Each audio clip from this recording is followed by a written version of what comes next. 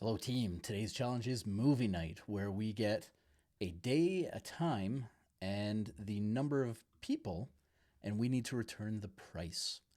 Now, for that, they actually have some different prices. So, some surge pricing on the weekends, right?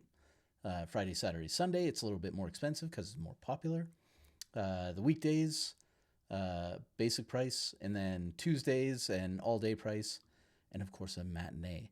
And this feels like a bit of a red herring to me, where they say subtract $2. And that's going to probably make you think, okay, I need to do some math. I need to figure out what the amount is and then subtract that $2. But I'm here to tell you that all of this data probably comes from a database, right? And if it comes from a database and it's fed into a website or a point of sale system, we probably aren't doing the subtraction ourselves, right? That feels very hard coded to me. I'm not really a fan of that. So I'm going to do it as if we are getting this data from an API. Okay. So up here, I'm going to grab these days and we're going to move in and create some data. Okay.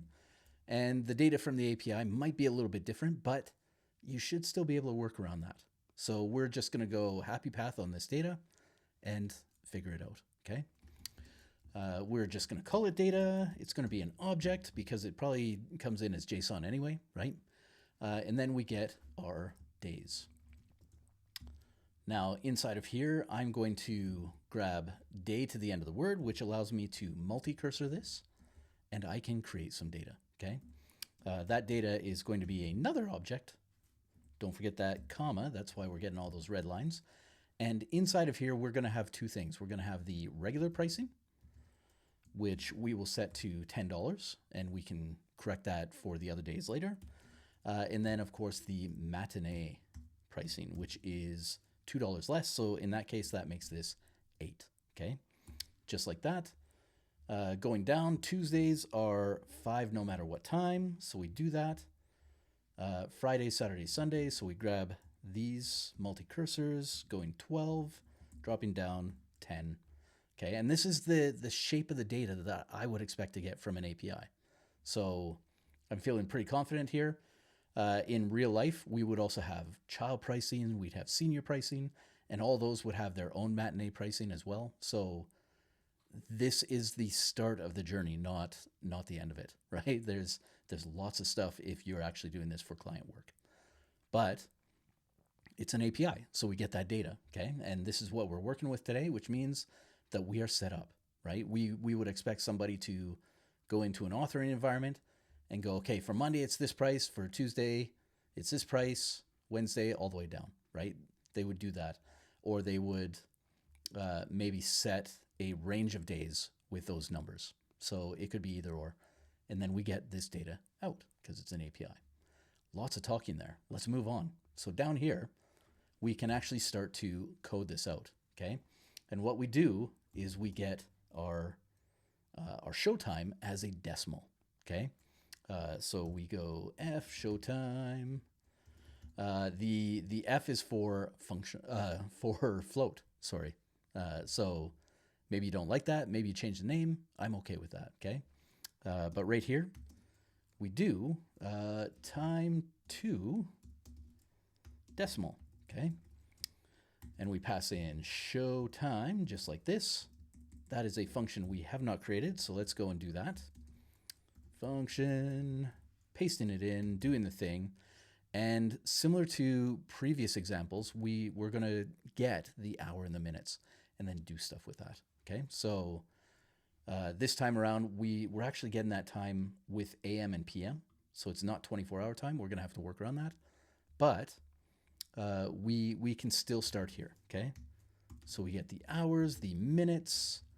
Brilliant. That is going to be off of, let's change this to time, which is better, okay? Because it's not always going to be showtime. So time dot split, a regular expression, anything that is not a digit, okay? That's what the capital D means there. And we want as many of those as possible. Brilliant.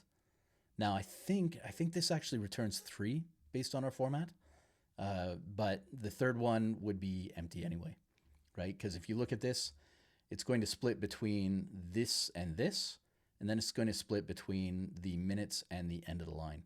So there will be a third item in here, but the way that we're destructuring, it really doesn't matter, okay? We only ever get hours and minutes.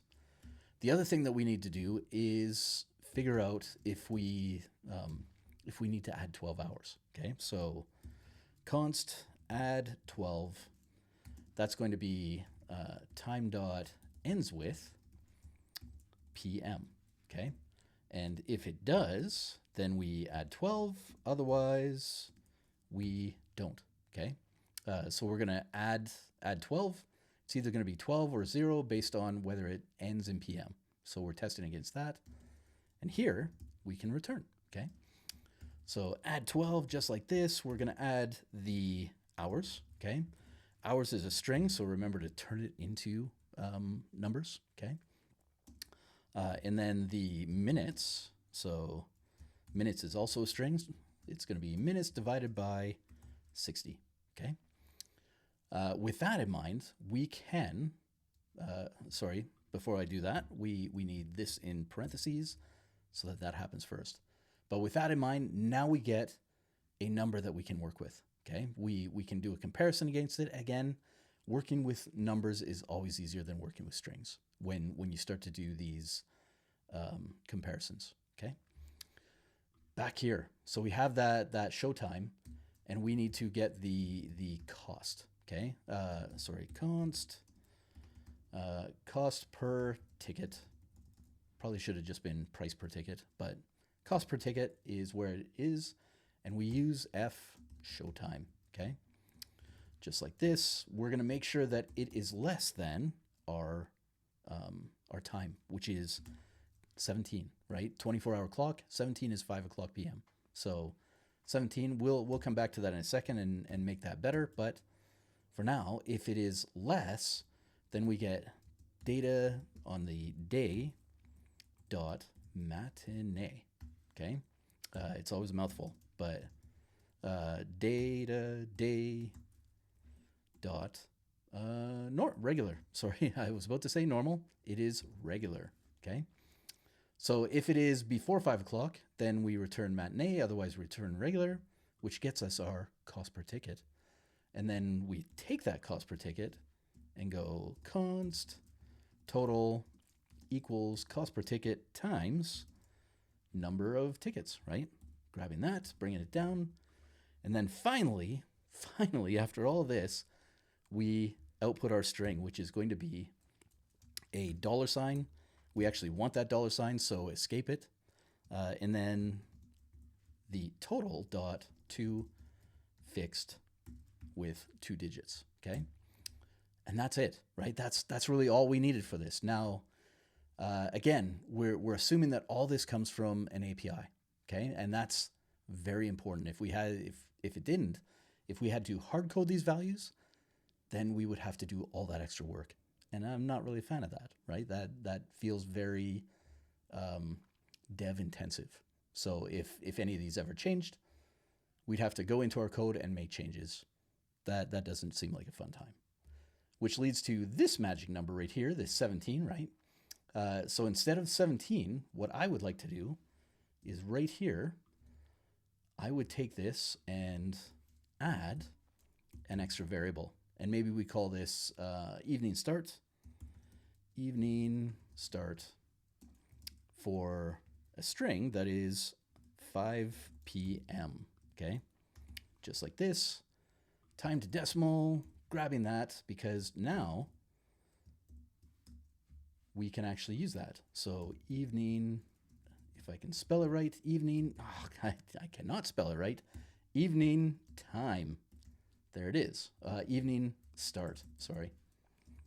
Getting ahead of myself. There, okay? This means that it's more flexible, right? And the key here, the reason that I use the string is not just to show you that we can reuse this function, but also the way that they're entering this, right? If we're getting past showtime in this format, it's highly likely that we're getting past evening start in this time as well. In fact, evening start probably could come from up here. So we could take that string, in fact, just take all this for a second, okay? Moving up here, grabbing matinee for all of these, just like this. Tossing it in, jumping backwards so that we can change the equals to a colon. And now from here, all we need to do is grab that information, right? So instead of this down here, we would go data.day.evening start, right? So evening start should still do it. And the nice thing about this, it no longer uses this, but because that data is in there, well, if we had some even better surge pricing on Saturday, maybe we changed the Saturday to 14 and 12, right? And maybe Saturday is 430, just like this, right? And everything still works because our tests haven't covered that. But we could, in fact, have unique evening starts for all of these, right? We can keep playing with this. The important thing, though, if we're looking at this, is that there are no magic numbers, okay? With time, 12 isn't really a magic number because we're converting to 24-hour time. So that's okay. 60 is a constant for the number of minutes in an hour. That's not a magic number. But inside of here, no magic numbers, okay? Which gets the job done. Again, getting our data right means that all of our code is so much easier. Again, not every solution, just hopefully one good solution. Did you like it? Did you hate it? Did you find a different way? Share all that in the comments. Otherwise, today this has been movie night, and I will see you tomorrow.